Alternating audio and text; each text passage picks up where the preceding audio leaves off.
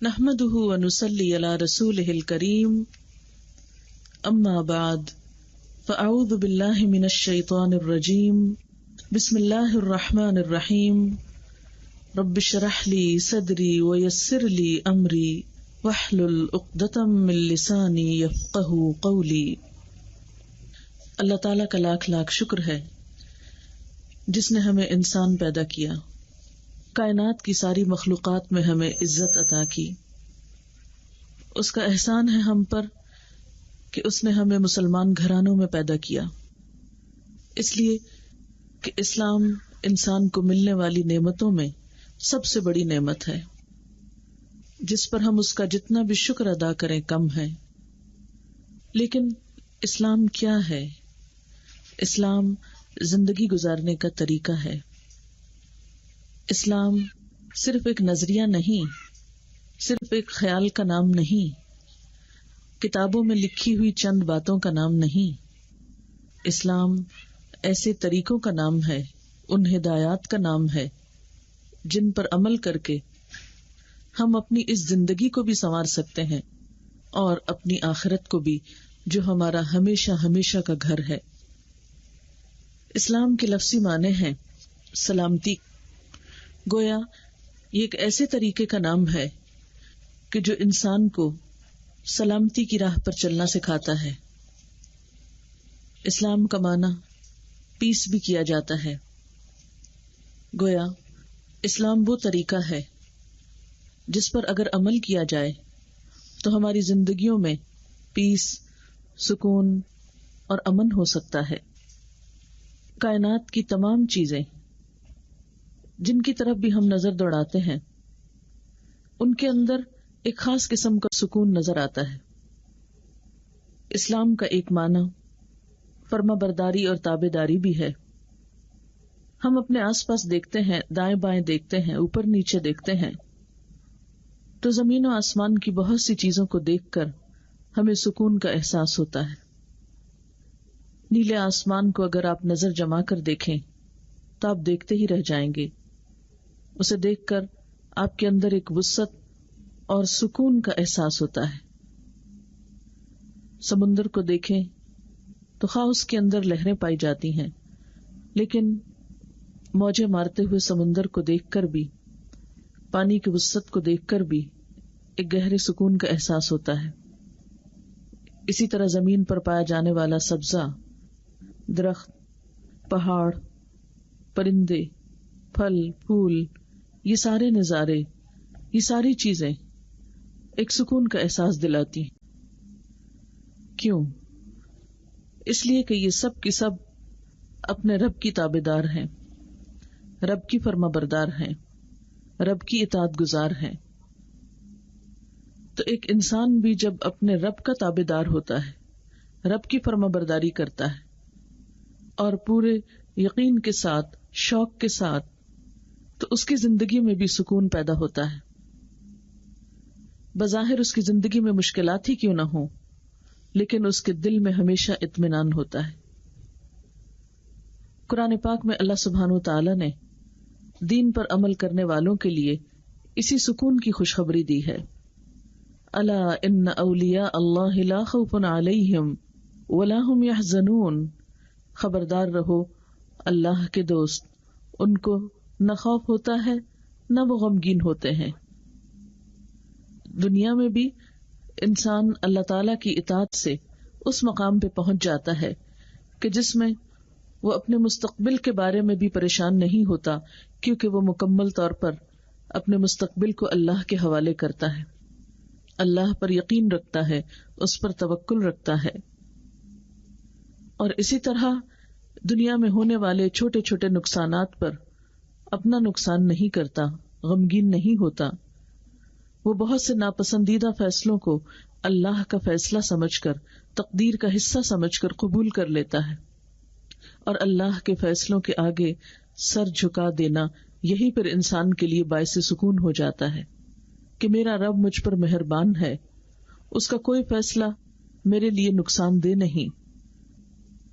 اسی طرح انسان دنیا کے خوف اور غم کے ساتھ ساتھ آخرت کے خوف اور غم سے بھی محفوظ ہو جاتا ہے، قیامت کے دن ایسا شخص جب اپنے رب سے ملاقات کرے گا تو چونکہ اس نے دنیا میں اپنے رب کو راضی کرنے کے کام کیے تھے تو وہاں پر نہ تو موت کے وقت اس کو گھبراہٹ ہوگی کیونکہ اچھے فرشتے اس کے استقبال کو آئیں گے، نہ ہی قبر میں اس کے لیے کوئی وحشت ہوگی، اور نہ ہی حشر کے میدان میں، کیونکہ اس کی زندگی کا ہر لمحہ، اس کی زندگی کا ہر کام اپنے رب کی مرضی کے مطابق تھا۔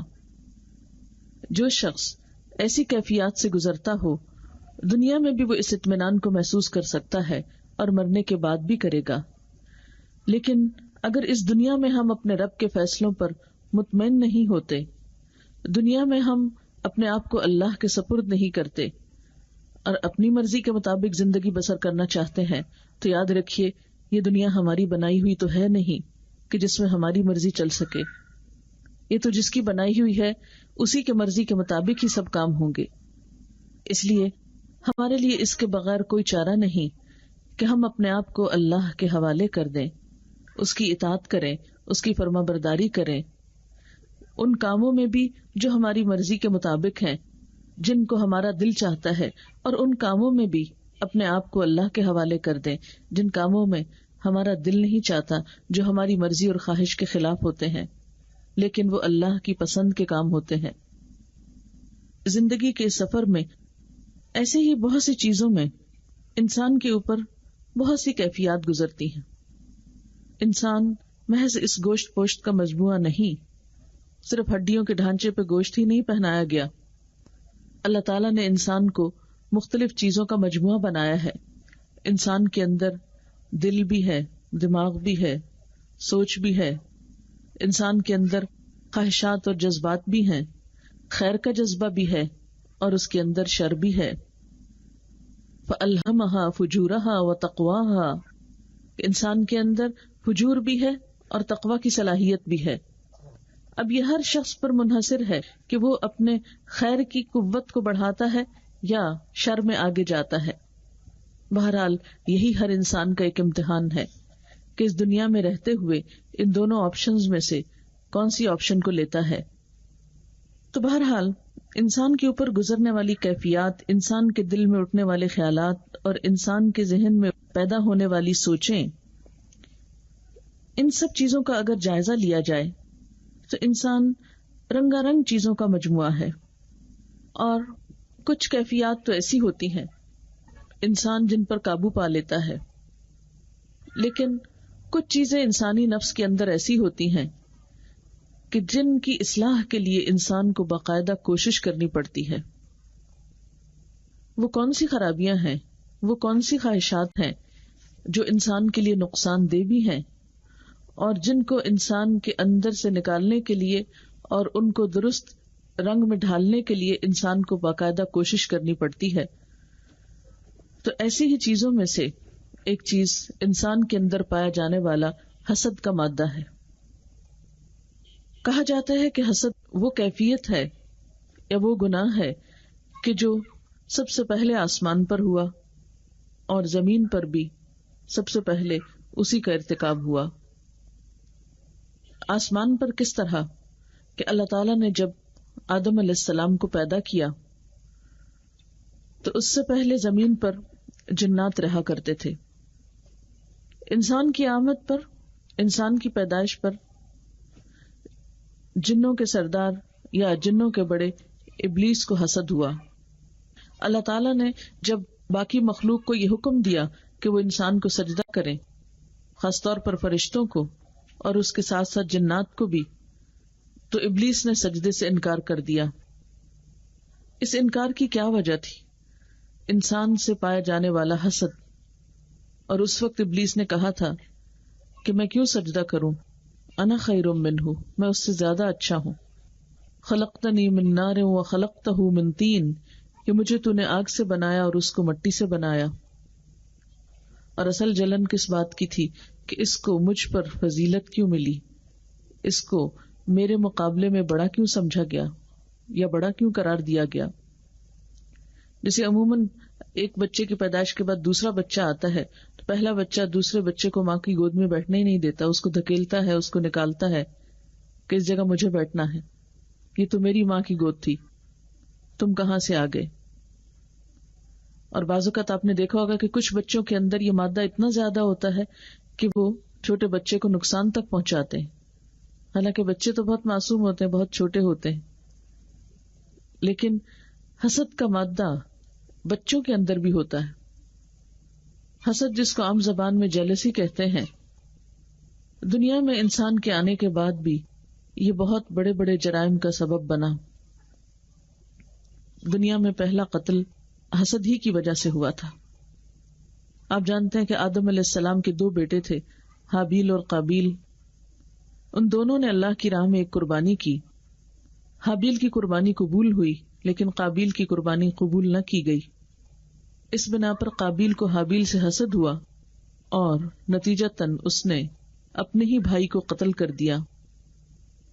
بعد میں اسے ندامت تو بہت ہوئی، لیکن حسد کی وجہ سے اس کے اندر ایسا منفی مادہ پیدا ہوا، شر نے اتنا زور پکڑا کہ اس نے اپنے ہی بھائی کو مار ڈالا.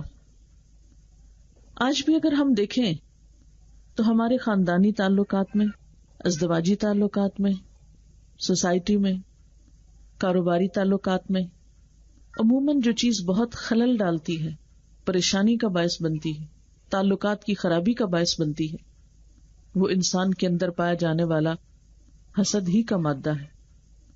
تو اس کے بارے میں کچھ گفتگو ہم کریں گے، خاص طور پر تاکہ ہم اپنے اندر کی اس بیماری کو سمجھ سکیں، اس کی شناخت کریں، اور پھر ان طریقوں کو معلوم کریں کہ جس سے ہم اپنے اندر سے تو کم از کم اس گندگی کو دور کریں.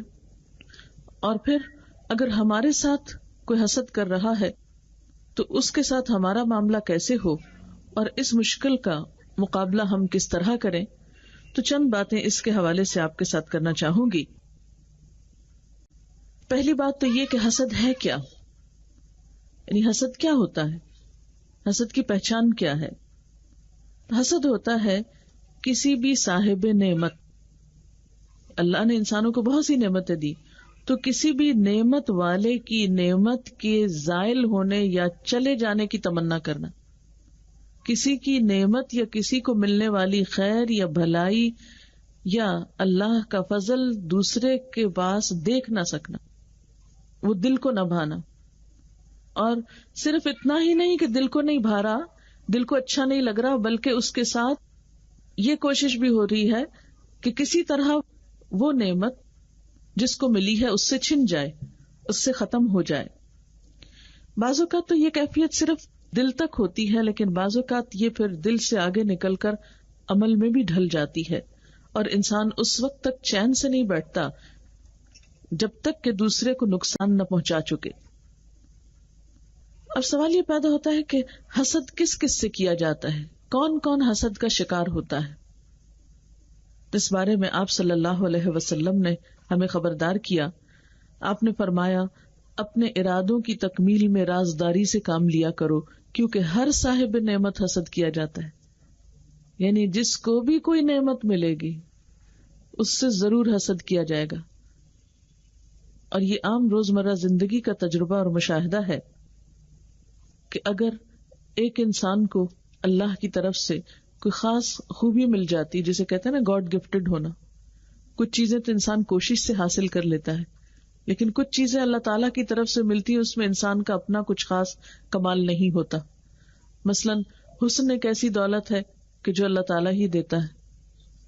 اب کسی انسان کے حسن کو دیکھ کر یا کسی انسان کے حسن سے جل کر دوسرا اس کو نقصان پہنچانے پہ تل جائے تو یہ حاسد جس سے حسد کر رہا ہے اس کو ہی نقصان نہیں دے رہا، بلکہ اسے اللہ تعالیٰ سے بھی ایک شکوہ ہے، اور وہ ایک طرح سے اللہ تعالیٰ کی تقسیم پہ راضی نہیں، اور یوں نتیجتاً اپنے آپ ہی کو نقصان دے رہا ہے. اور آپ نے دیکھا ہوگا کہ بعض اوقات لوگ دوسروں پہ تیزاب پھینک دیتے ہیں یا دوسروں کو کسی نہ کسی طرح نقصان پہنچاتے ہیں کہ دوسرا اس نعمت سے محروم ہو جائے. اسی طرح صاحب مال، کیونکہ رزق کی تقسیم اللہ کی ہوتی ہے. ان اللہ یرزق من یشاء بغیر حساب، اللہ جس کو چاہتا ہے رزق دیتا ہے بغیر حساب کے، بلا حساب. تو بات یہ ہے کہ جس کے پاس بھی اللہ کا کوئی فضل ہوگا، جس کے پاس بھی اللہ تعالی کی طرف سے کوئی نعمت ہوگی، وہ حسد کیا جائے گا۔ قرآن پاک میں اللہ تعالیٰ فرماتے ہیں ام یحسدون الناس علی ما آتاہم اللہ من فضلہ، یا وہ لوگوں سے اس بنا پہ حسد کرتے ہیں کہ جو اللہ نے ان کو اپنے فضل سے دے رکھا ہے تو وہ کیوں دیا ہے، یعنی مراد یہ کہ وہ دوسروں کو کیوں ملا ہے۔ اور قرآن پاک میں بنی اسرائیل کی آپ صلی اللہ علیہ وسلم سے حسد کی مثالیں بہت سی ملتی ہیں۔ تاریخ میں بہت سے واقعات ملتے ہیں کہ بنی اسرائیل جو حضرت موسیٰ علیہ السلام کی قوم تھی، جن کے پاس کتاب تھی، بہت سے انبیاء ان میں آئے جنہوں نے ان کی اصلاح کی کوشش کی، لیکن آپ صلی اللہ علیہ وسلم جب ان کی اپنی نسل میں نہیں آئے، بنی اسماعیل میں آئے، تو وہ ان سے حسد کرنے لگے کہ یہ نعمت دوسرے خاندان کو کیوں مل گئی، یہ نبوت کی نعمت اور آخری نبی کی آمد جو تھی وہ ہمارے ہی خاندان میں ہونی چاہیے تھی، اور اس بنا پر وہ آپ پر ایمان ہی نہیں لائے اور حق سے محروم رہے، اور پھر طرح طرح کے کوششیں کرتے رہے آپ صلی اللہ علیہ وسلم کی دشمنی میں، آپ کو نقصان پہنچانے کے لیے، آپ کو قتل کرنے کے لیے، آپ کو اذیتیں دینے کے لیے۔ تو تاریخ میں اور قرآن پاک میں حسد کی ایک بہت بڑی مثال ملتی ہے جس سے انسان اس معاملے کو بہتر طریقے پر سمجھ سکتا ہے۔ لیکن اگر دیکھا جائے تو حسد کرنے والا کیا کر رہا ہے؟ اللہ کے فیصلے پہ ناراضگی کا اظہار کر رہا ہے۔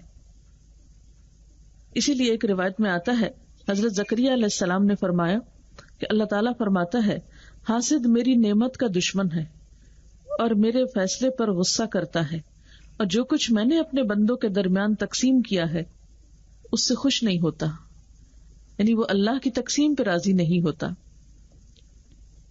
اب عام طور پر ہوتا یہ ہے کہ ہم دوسروں کے اندر پائی جانے والی خامیوں کا تو خوب جائزہ لیتے ہیں، لیکن اپنے اندر کی خامی کو بھول جاتے ہیں۔ اس لیے زیادہ بہتر بات یہ ہے کہ ہم میں سے اس وقت ہر شخص اپنے دل کا جائزہ لے، اپنے آپ کو پہچانے کہ کہیں یہ خرابی یا یہ بیماری اس کے اندر تو نہیں، کہیں یہ چیز میرے اپنے اندر تو نہیں کہ میں کسی سے حسد کرتی ہوں، کیونکہ حسد بنیادی بیماریوں اور بنیادی خرابیوں میں سے ہے جس کے بعد بہت سی بیماریاں اور بہت سی برائیاں اور گناہ وجود میں آتے ہیں۔ اگر یہ ختم ہو جائے تو انسان بہت سے برے کاموں سے آزاد ہو جائے۔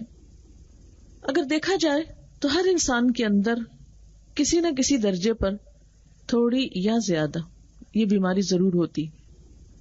کچھ لوگ اس پہ قابو پا لیتے ہیں اور اپنے آپ کو اچھے کاموں میں لگا لیتے ہیں، اور کچھ لوگ اس کا شکار ہو جاتے ہیں۔ اب اگر اپنے آپ کو ہمیں ٹیسٹ کرنا ہو، اپنی بیماری کا خود اندازہ کرنا ہو تو ہمیں کیا کرنا ہوگا؟ اب دیکھیں کہ جیسے جسمانی بیماریاں ہوتی ہیں تو ان کا جائزہ لینے کے لیے ہم کیا کرتے ہیں؟ جب بلڈ ٹیسٹ کراتے ہیں، بخار ہو تو تھرمو میٹر لگا کے دیکھتے ہیں، بلڈ پریشر ناپنے کے لیے بھی آلہ ہے۔ تو اسی طرح روحانی بیماریوں کو پرکھنے کے لیے بھی کچھ معیار ہیں، کچھ ایسے ذرائع ہیں کہ جس سے ہم یہ دیکھ سکتے ہیں کہ کوئی خرابی یا بیماری ہمارے اندر تو نہیں، یا اس کا شکار ہم تو نہیں ہو گئے۔ اور آپ دیکھیے کہ جیسے جسمانی بیماریاں ہوتی ہیں نا، اگر ان کا علاج نہ کیا جائے تو وہ بڑھتی چلی جاتی، پھیلتی چلی جاتی، اور پھر ایک وقت آتا ہے کہ وہ انسان کی ہلاکت کا سبب بنتی، موت کا سبب بنتی۔ بالکل اسی طرح انسان کے اندر کی روحانی بیماریاں اگر ان کا علاج نہ کیا جائے تو ایک وقت ایسا آتا ہے کہ وہ انسان کو اپنے اندر پوری طرح لپیٹ لیتی ہے اور انسان کی ایمانی ہلاکت کا سبب بنتی ہے۔ اس لیے اپنے اندر اس بیماری کو پہچاننا اور اس کا علاج کرنا بے حد ضروری ہے، اس میں انسان کا اپنا ہی فائدہ ہے۔ تو اب سوال یہ پیدا ہوتا ہے کہ پہچان کیسے ہو بیماری کی؟ سب سے پہلی بات تو یہ کہ اپنا جائزہ لیں ان مواقع پر جب آپ کسی کو بھی نعمت کی حالت میں پاتے، کسی کو بھی جب کوئی چیز ملتی ہے تو اس وقت آپ کے دل کی کیفیت کیا ہوتی؟ کیا آپ خوش ہوتے ہیں یا غمگین ہوتے ہیں، یا آپ اس وقت جل کوڑ رہے ہوتے ہیں، یا آپ سے برداشت نہیں ہوتی، یا پھر یہ کہ آپ فوراً یہ تدبیر بھی کرنے لگتے ہیں کہ کس طرح یہ اس سے دور ہو اور کب دور ہو. کیونکہ عام طور پر ایسا ہوتا ہے نا، جب کسی کو کوئی خوشی ملتی ہے تو ہم کہتے ہیں ہاں چند دن کی بات ہے، مزے کر لے، پھر دیکھتے ہیں کیا ہوتا ہے. اس وقت اس طرح کہہ کے بھی اپنے آپ کو تسلی دے دیتے ہیں، یا فوراً دوسرے کے اندر کوئی خامی تلاش کرنے لگتے ہیں، یا اس کو لیٹ ڈاؤن کرنے لگتے ہیں، یا اس کا کوئی نقصان ہو جائے تو اس پہ بہت خوش ہوتے، مطمئن ہوتے، شکر ہے اگر یہ اس کو ملا تو وہ فلاں چیز چھینی بھی تو صحیح. یا اس کو ماضی میں ملنے والے کسی نقصان سے کمپیئر کر لیتے ہیں کہ اچھا کیا ہوا اگر آج اس کو یہ ملا، کل تو اس کے ساتھ ایسا اور ایسا تھا. اس قسم کی گفتگو اور اس قسم کے جذبات جو ہیں یہ حسد پر مبنی ہے. پھر اپنے آپ کو پرکھنے کا ایک طریقہ یہ بھی ہے کہ اگر کسی کی تعریف کہیں کی جا رہی ہو تو اس وقت ہمارا حال کیا ہوتا ہے، اور تعریف بھی اپنے ہی کسی قریبی کی، کیونکہ حسد جو ہوتا ہے وہ قریب کے لوگوں میں زیادہ ہوتا ہے بنسبت دور کے. مثلا کسی دوسرے ملک میں اگر کسی کے پاس کچھ ہے تو آپ سے اس کا کوئی تعلق نہیں، کوئی واسطہ نہیں، کوئی آپ کا اس سے کمپٹیشن نہیں، کوئی جان پہچان نہیں، تو آپ اس چیز کو دیکھ کر حسد نہیں کرتے عام طور پہ. مثلاً اگر آپ کوئی مووی وغیرہ دیکھ رہے ہیں تو اس میں کسی اور ملک کی، مثلا چائنا کی کوئی بلڈنگز دیکھ رہے ہیں یا امریکہ کے کچھ گھر دیکھ رہے ہیں تو آپ کو عموماً دیکھ کے حسد نہیں ہوگا کہ ہاں یہ فلاں ملک کے لوگوں کی چیز ہے. لیکن اپنے ملک میں، اور اپنے ملک میں بھی اپنے شہر میں، اور اپنے شہر میں بھی اپنے رشتے داروں کے اور اپنے قریب ترین لوگوں کے، ان کو جب کوئی نعمت ملتی ہے تو اس وقت دراصل ہم کو تکلیف شروع ہوتی ہے.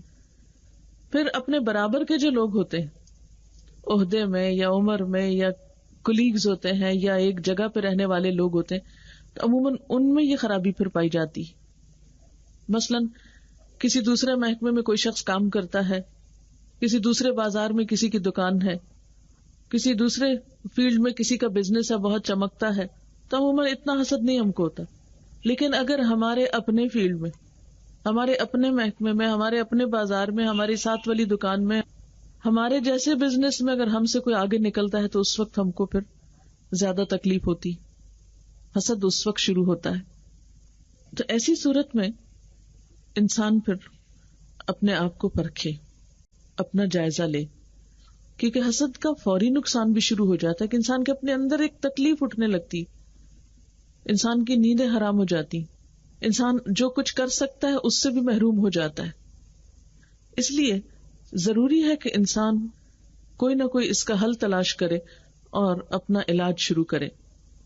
پھر اسی طرح یہ ہے کہ اندرونی ٹیسٹ کے علاوہ کچھ بیرونی یا جسمانی علامتیں بھی ہوتی ہیں جس سے انسان پہچانا جاتا ہے.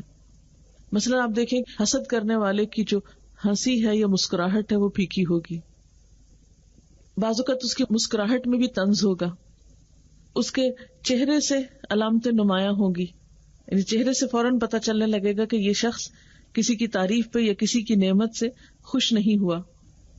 اسی طرح نگاہوں میں بھی وہ ایک جذبہ خاص نظر آنے لگتا ہے. پھر اسی طرح بعض اوقات کیا ہوتا ہے کہ انسان کسی کو جب کچھ ملتا ہے تو فوراً اپنی کوئی بات یاد کر لیتا ہے اور اپنے منہ میاں مٹھو بننے لگتا ہے، اپنی کوئی تعریفیں شروع کر دیتا ہے. اگر کسی کو کوئی کامیابی ہوئی تو فوراً شروع کہ ہاں مجھے بھی یہ ملی تھی کامیابی اور میرے پاس بھی یہ اور یہ ہے. کسی کے پاس کوئی مال و دولت آیا، پیسہ آیا، زیور آیا تو کہا میرے پاس تو اس سے بھی زیادہ ہے. حالانکہ کوئی تک نہیں بنتی کہ اس وقت آپ اپنے بارے میں کچھ بات کریں، لیکن حاسد جو ہے کسی کی تعریف ہوگی تو اس سے بڑھ کے وہ اپنی کرنا شروع کر دے گا، خود ہی شیخیاں بگاڑنے لگے گا، یا اس قسم کی گفتگو کے جو اس موقع محل کی مناسبت سے کچھ حقیقت نہیں رکھتی. پھر اسی طرح یہ ہے کہ غیبت شروع کر دے گا، جس کو کوئی نعمت ملی اس کو فوراً گرانے کی کوشش کرے گا، اس کا کوئی عیب کھولے گا، اس پہ کوئی الزام تراشی شروع کرے گا، یا اس کی کسی نہ کسی طرح کچھ برائی بیان کرنا شروع کر دے گا. اصل میں حسد جو ہے یہ ایک نفسیاتی بیماری ہے.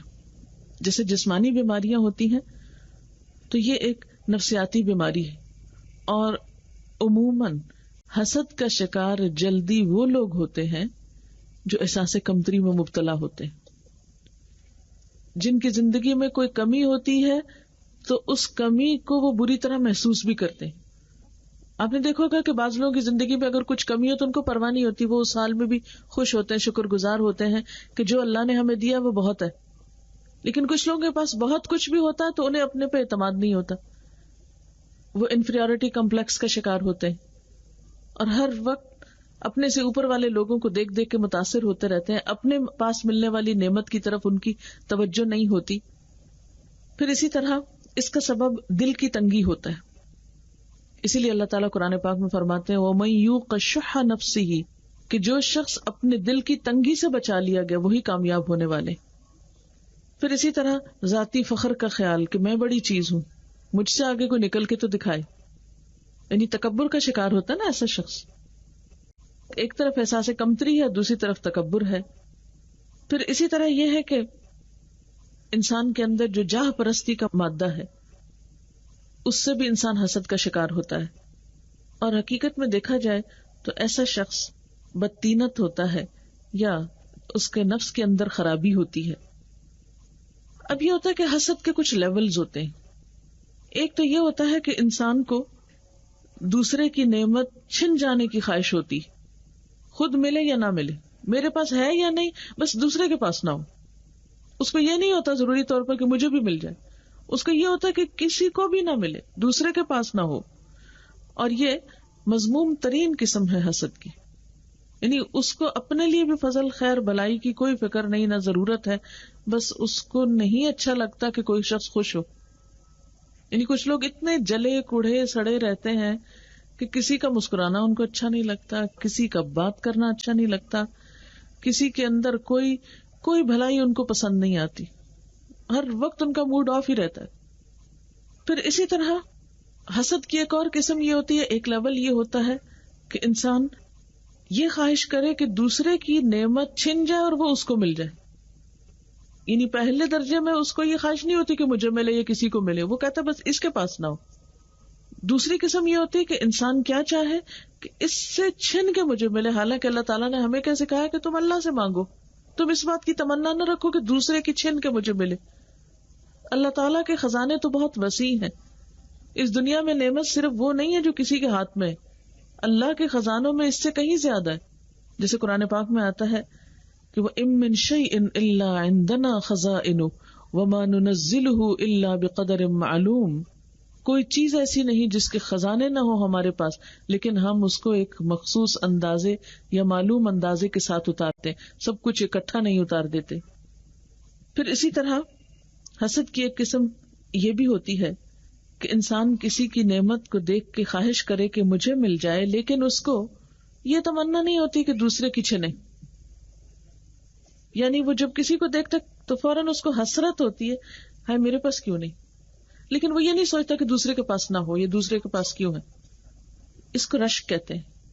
اس کی اجازت ہے کہ انسان کسی کے اچھے حال کو دیکھ کے یہ تمنا کرے کہ مجھے بھی یہ چیز مل جائے، میرے پاس بھی یہ نعمت ہو، کاش میں بھی ایسا ہو جاؤں، یا یہ چیز مجھے بھی عنایت ہو جائے. لیکن اس معاملے میں بھی کہا گیا کہ رشک بھی دو چیزوں میں جائز ہے. ہر چیز کے لیے رشک بھی نہیں کرنا چاہیے. اور وہ دو چیزیں کیا ہیں کہ وہ شخص جس کو اللہ نے علم دیا ہو اور پھر وہ اس کو دن رات سکھاتا ہو، دائیں بائیں آگے پیچھے ہر ایک کو بانٹ رہا ہو اور خود بھی اس پہ عمل کرتا ہو. اور دوسرا وہ شخص جس کو اللہ نے مال دیا ہو اور پھر وہ اللہ کی رضا میں ہر آن خرچ کرتا ہو، دائیں بائیں آگے پیچھے، یعنی اس کے مال سے ہر ایک کو فیض پہنچتا ہو، کوئی خالی نہ جاتا ہو، چھپا کے بھی دیتا ہے، دکھا کے بھی دیتا ہے، اپنوں کو بھی دیتا ہے، پرایوں کو بھی دیتا ہے، ان کو بھی دیتا ہے جو اس کے چاہنے والے ہیں، ان کو بھی دیتا ہے جو اس سے نفرت کرنے والے ہیں. ایسا شخص رشک کے قابل ہے. ان دو لوگوں کو دیکھ کر انسان کے دل میں خیال آنا چاہیے کہ کاش ہمارے اندر بھی یہ چیز ہو، ہم بھی خیر اور بھلائی کے ایسے ہی کام کرنے والے ہوں. اب یہ کہ چونکہ حسد نقصان دہ ہے اس لیے اس سے بچنا ضروری ہے، اور اس سے بچنے کے لیے پھر کوشش کرنا ضروری ہے. اب دیکھیں کہ انسانوں کے اندر جو جینے کا حسن ہے وہ باہمی اعتماد پر منحصر ہے. انسانی تعلقات کی خوبی، خوشگواری، خوشی کس پر ہے کہ انسان ایک دوسرے پر اعتماد کرتا ہو. حسد اعتماد کا بھی دشمن ہے، کیونکہ آپ کو مثلاً کوئی خوشی ملی تو آپ کیا کرتے ہیں، فوراً شیئر کرنا چاہتے ہیں نا کسی سے. آپ کو کوئی چھوٹی سے چھوٹی نعمت ملتی تو آپ فوراً دکھاتے ہیں دوسرے کو، یہ دیکھو میرے پاس ہے. کیوں دکھاتے ہیں؟ تاکہ وہ آپ کی خوشی میں شریک ہو جائے. اب آپ خود سوچیں کہ جس کو آپ دکھا رہے ہیں الٹا اس کو حسد ہے آپ سے، آپ کہاں شیئر کریں گے؟ آپ بلکہ نعمت ملنے پہ پریشان ہو جائیں گے کہ اب یہ نعمت مل گئی یا معلوم نہیں حاسد کیا کرے. اور اس طرح ایسی سوسائٹی میں، ایسے گھر میں، ایسے خاندان میں انسان کسی نعمت سے فائدہ یا لطف اٹھا ہی نہیں پاتا. اسی لیے آپ دیکھیں کہ اس دنیا میں بعض لوگ تو اس پہ پریشان رہتے ہیں کہ ہمارے پاس کوئی خاص چیز کیوں نہیں، مثلاً ہمارا گھر بڑا کیوں نہیں، ہمارے پاس کھانے کو کیوں نہیں، ہمارے پاس پہننے کو کیوں نہیں، ہمارے پاس زیور کیوں نہیں. چھوٹی چھوٹی چیزیں جو عام طور پر خواتین کی مثلاً خواہش ہوتی، کچھ تو اس پہ پریشان ہے، اور کچھ اس پہ پریشان ہے کہ جو مل گیا ہے اس کو پہننے کا، اس کو پہن کے خوش ہونے کا موقع نہیں یہاں، کیونکہ جب استعمال کریں گے تو کبھی کوئی حسد کرے گا، کبھی کسی کا تانا سنیں گے، کوئی کچھ کہے گا، کوئی کچھ کہے گا، تو پھر خوشی دنیا میں تو ہے نہیں نا. اسی لیے اللہ تعالیٰ نے اہل جنت کے دل ایسے بنائے ہیں جن میں نہ بغض ہے، نہ حسد ہے، نہ ایک دوسرے کے لیے کوئی برے جذبات ہیں. وہاں ہر انسان کو نعمتیں ملیں گی مگر کسی کو کسی سے حسد نہیں ہوگا. تبھی صحیح معنوں میں ہر شخص انجوائے کر سکے گا، کیونکہ خوشی اکیلے نہیں آپ منا سکتے. خوشی کو بھی آپ اس وقت انجوائے کرتے ہیں جب دوسرے آپ کے ساتھ شریک ہوتے ہیں، دوسرے آپ کے ساتھ اس موقع پر خوش ہوتے ہیں. لیکن اگر آپ کو ملنے والی نعمت پر کوئی خوش نہ ہو رہا ہو، الٹا آپ کو دیکھ کر کوئی دوسرا کڑ رہا ہو، تو آپ اپنی ملنے والی نعمت پر بھی خوش نہیں ہو سکتے. پھر اسی طرح آپ دیکھیں کہ جو حسد کرنے والے لوگ ہوتے ہیں وہ دوسروں کے لیے باعث عذاب ہو جاتے ہیں، اور جب وہ خود خوش نہیں ہوتے تو دوسروں کو بھی خوش نہیں کر سکتے. جو ان کے پاس بیٹھے اس کو پریشان کرتے ہیں، خود دوسروں کے حال پہ پریشان ہوتے ہیں، اور اس طرح وہ زندگی کو جہنم بنا لیتے ہیں. نہ مسکرانا جانتے ہیں، نہ کسی کو مسکراتے دیکھ سکتے ہیں، نہ خود نعمتوں سے فائدہ اٹھاتے ہیں، نہ دوسروں کو اٹھانے دیتے ہیں، اور ایک پورے ماحول کو ٹینس کر دیتے ہیں، پورے ماحول کو آلودہ کر دیتے ہیں. اور اس طرح مل جل کر رہنے کی جو خوشی ہے، مل جل کر رہنے کے اندر جو ایک خاص حسن ہے، وہ ختم ہو کر رہ جاتا ہے. حاسد ایک بیمار انسان ہوتا ہے، قابل رحم ہوتا ہے، قابل علاج ہوتا ہے، اور پھر سب سے زیادہ وہ نقصان اپنے آپ کو دے رہا ہوتا ہے. یعنی کسی دوسرے کو تو آپ کا حسد پہنچے گا تو پہنچے گا، سب سے پہلے تو کرنے والا خود جلنا شروع ہو جاتا ہے. جتنی بھی یہ بیماریاں ہیں، ڈپریشن ہو گئی، ہائپر ٹینسو ہونا ہے، یا اور اسی طرح ڈپریشن، نیند کا نہ آنا، اور ہر وقت تفکرات اور وسوسوں میں گھرا رہنا، ان کی اگر روٹ کاز دیکھی جائے تو اس میں بھی اسی قسم کے جذبات ہوتے ہیں، یہ حسد کے جذبات ہوتے ہیں کہ انسان کسی کو ملنے والی نعمت پہ خوش ہے ہی نہیں. جب آپ خوش نہیں ہیں تو کیا ہے، غمگین ہے. ظاہر ہے کہ اللہ کی اس دنیا میں تو ہر روز ایک نیا سورج نکلتا ہے، ایک نیا دن ہوتا ہے. دنیا میں تو رنگا رنگی ہے، کبھی کسی کے ساتھ کو اچھا ہو رہا ہے، کبھی کسی کو کچھ مل رہا ہے. تو اگر آپ کسی کو ملنے والی نعمت پر خوشی نہیں ہو رہے اور ہر ایک کی نعمت کے اوپر آپ کو کوئی تکلیف ہی ہوئے چلی جا رہی ہے، تو ایسی صورت میں آپ غم پر غم اٹھا رہے ہیں، دکھ پہ دکھ اٹھا رہے ہیں، جل جل کے راکھ ہو رہے ہیں. اور نتیجہ کیا ہوگا کہ وہ جو بہت سا غم اکٹھا ہو جاتا ہے، بہت سی کڑھن اور جلن اور تکلیف اکٹھی ہو جاتی، تو مل کر پھر بہت سی گہری بیماریوں کا سبب بن جاتی ہے جن کا علاج بھی اتنا آسان نہیں رہتا. پھر اسی طرح اس سے بد اخلاقی جنم لیتی، تکبر، الزام تراشی اسی کے نتیجے میں پیدا ہوتی، غیبت، بعض اوقات بہتان، یعنی حسد کے نتیجے میں بعض لوگ دوسروں پہ الزام تراشی شروع کر دیتے ہیں. اور پھر خرابیوں کی ایسی ابتدا ہوتی ہے جیسا ہم نے دیکھا حابیل قابیل کے واقعے میں کہ دنیا میں سب سے پہلا جرم اور کبیرہ گناہ قتل کا جو ہے وہ اسی برائی کی وجہ سے پیدا ہوا، اس کی روٹ کاز میں یہی خرابی تھی. پھر اسی طرح حاسد جو ہے وہ دوسرے کو احترام نہیں دے سکتا، اور جو شخص دوسرے کو احترام دینا نہ جانتا ہو خود بھی لائق احترام نہیں ہوتا، اس کا بھی کوئی احترام نہیں کرتا.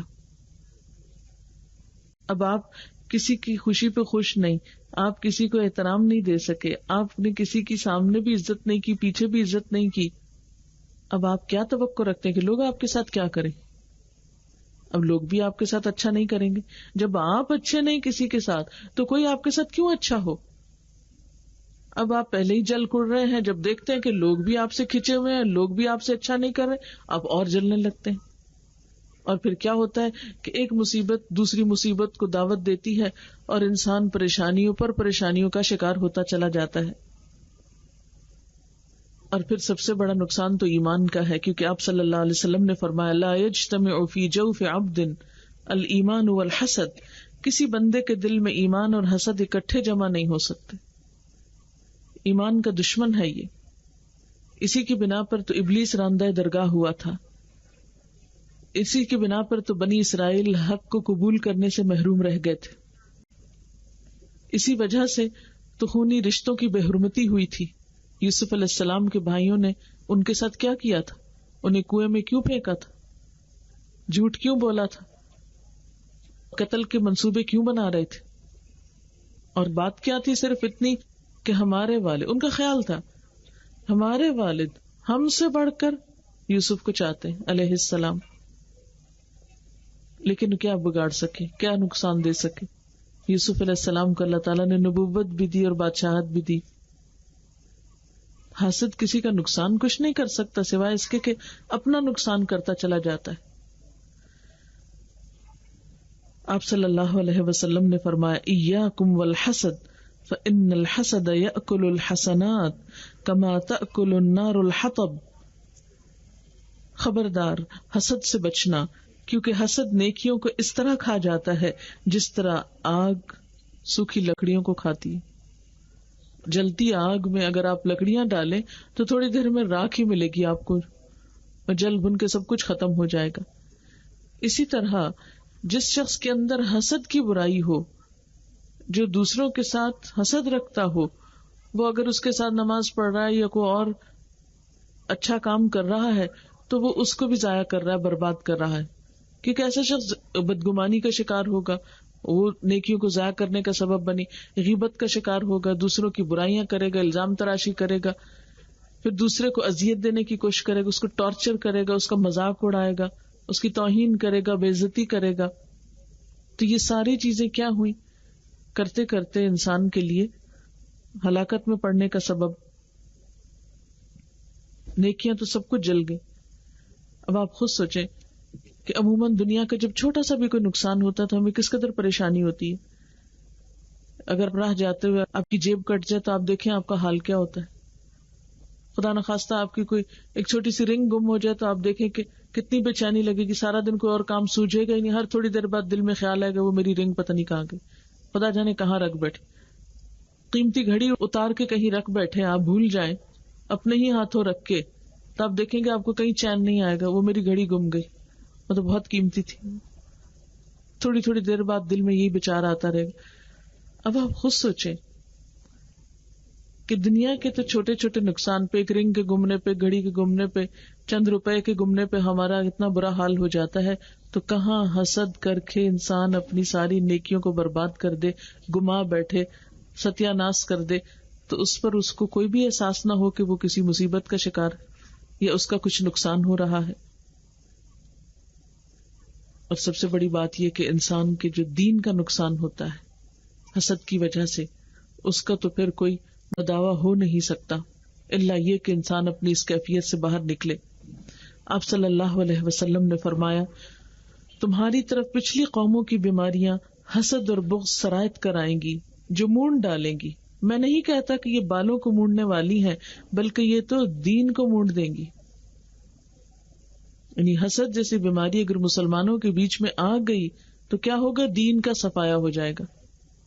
اور آپ نے دیکھا ہوگا کہ بعض اوقات اچھے خاصے دیندار لوگ ایک دوسرے سے حسد کرنے لگتے ہیں.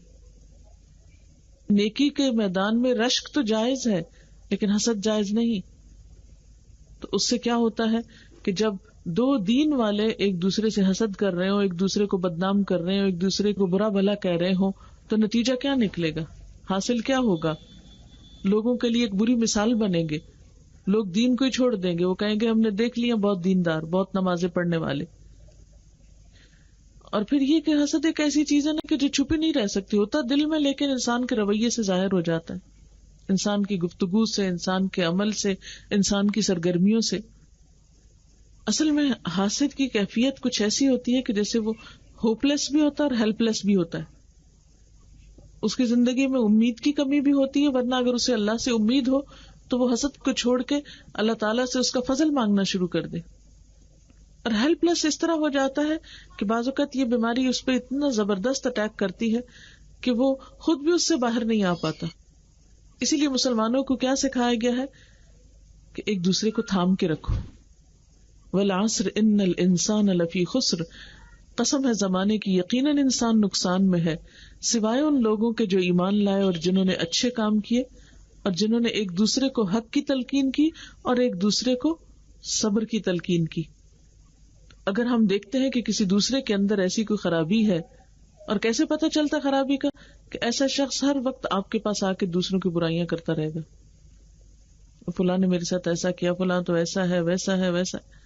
اور اگر دیکھا جائے، بعض اوقات غور کیا جائے تو وہی رقابت کے رشتے ہوں گے کہ اصل میں خرابی اور کچھ نہیں سوائے اس کے کہ وہ ایک رقابت آپس میں چل رہی ہے، ایک مقابلے کی کیفیت ہے، اور اس کی وجہ سے یہ سب کچھ اگلا جا رہا ہے. کیونکہ ہوتا ہے نا کہ جب آگ اندر ہوتی ہے تو وہ اگل کے باہر بھی تو آ جاتی ہے نا، وہ دوسروں کو بھی جلانے لگتی، دوسروں کے لیے بھی تکلیف کا سبب بنتی. آپ صلی اللہ علیہ وسلم نے فرمایا، 2 بھوکے بھیڑیے بکریوں کو اتنا نقصان نہیں پہنچا سکتے جس قدر مال کی حرص اور حسد مسلمانوں کے دین کو برباد کرنے والا ہے. کچھ خرابیاں ایسی ہوتی ہیں نا انسان کے اندر جو صرف اس کو خود ہی نقصان دیتی، صرف اس کی اپنی ذات کے نقصان کا سبب بنتی. لیکن کچھ بیماریاں اور کچھ خرابیاں اور کچھ عیب ایسے ہوتے ہیں کہ جس سے انسان کی صرف اپنی ذات کو نہیں بلکہ اس کے ساتھ ساتھ پورے دین کو بھی نقصان ہوتا ہے. تو اسی لیے آپ نے کیا فرمایا کہ 2 بھوکے بھیڑیے اگر بکریوں کے ریوڑ میں گھس جائیں تو کیا کر ڈالیں گے، پھر کتنی ہی بکریوں کو نقصان دے دیں. فرمایا وہ اتنا نقصان نہیں دیں گے جتنا مال کی حرص اور حسد مسلمانوں کے دین کو برباد کرنے والا ہے. کیونکہ انسان کا دین کہاں سے پہچانا جاتا ہے؟ اس کے تقوی سے، اس کے اخلاص سے، اخلاق سے، اس کی ہمدردی سے، کائنڈنس سے. لیکن جس کے اندر حسد ہوتا ہے اس سے یہ ساری خوبیاں ختم ہو جاتی، اور اس طرح انسان اپنے آپ کو اور دوسروں کو نقصان دینے کا سبب ہو جاتا ہے. آپ صلی اللہ علیہ وسلم نے فرمایا، حسد کرنے والا، چغلی کرنے والا، کہانت کرنے والا مجھ سے نہیں اور نہ میں اس سے ہوں. یعنی آپ نے اس سے برات کا اظہار کر دیا، مجھ سے کوئی تعلق نہیں ایسے لوگوں کا. تو قیامت کے دن آپ شفاعت کیسے کریں گے ایسے لوگوں کی جن کو آپ اپنا مانتے ہی نہیں؟ اور کہانت کرنے والا کون ہوتا ہے؟ غیب کی خبریں بتانے والا. اور یہ جو ہم دوسروں سے فال نکلواتے ہیں، یہ غیب کی خبریں معلوم ہوتے ہیں، اچھا یہ بتاؤ ہماری چوری کس نے کی اور ہمارے فلاں چیز کا کیا بنے گا. اس قسم کی چیزیں جو ہیں یہ انسان کے دین کو برباد کر دینے والی. ایک حدیث میں آتا ہے کہ اگر کوئی شخص کسی ایسے شخص کے پاس جاتا ہے جس سے وہ غیب کی خبریں معلوم کرے، تو ایسا شخص دراصل اس چیز کی تکذیب کر رہا ہے جو نبی صلی اللہ علیہ وسلم پر اتری، یعنی ایک طرح سے اس کا دین سے تعلق ہی نہیں.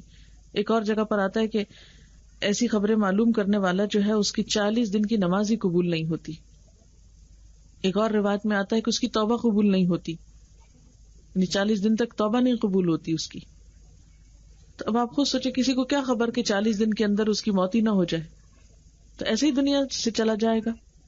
لیکن افسوس یہ کہ ہمارے ہاں یہ بات کتنی عام ہو گئی ہے کہ چھوٹی چھوٹی باتوں پہ ہم اس طرح کے کام کرنے لگتے ہیں کہ غیب کی خبریں معلوم کرانے کی کوشش کرتے ہیں، یا لکیریں دکھا کے قسمت کا حال معلوم کرتے ہیں، یا سٹارز کے ذریعے، یا پھر وہ ہاروسکوپ وغیرہ کے ذریعے کہ آج کا دن کیسا گزرے گا، ہفتہ کیسا گزرے گا، سال کیسا گزرے گا.